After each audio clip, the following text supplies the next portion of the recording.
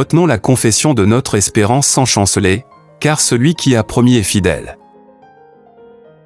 Le passage biblique que nous abordons aujourd'hui se trouve dans le livre des Hébreux, chapitre 10 verset 23, « Retenons la confession de notre espérance sans chanceler, car celui qui a promis est fidèle. » Ce verset nous encourage à persévérer dans notre foi, même face aux défis et aux doutes qui peuvent surgir dans nos vies.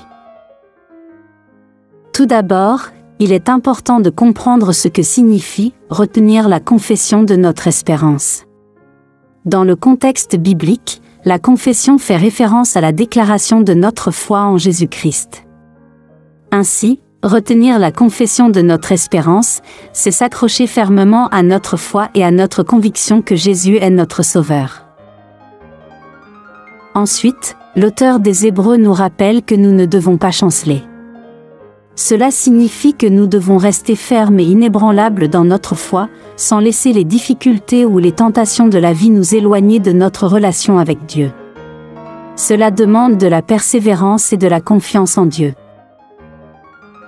Enfin, la raison pour laquelle nous pouvons maintenir notre espérance sans chanceler est que celui qui a promis est fidèle.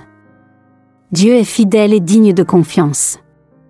Il tient toujours ses promesses, et nous pouvons nous appuyer sur cette vérité pour nous donner la force de persévérer dans notre foi.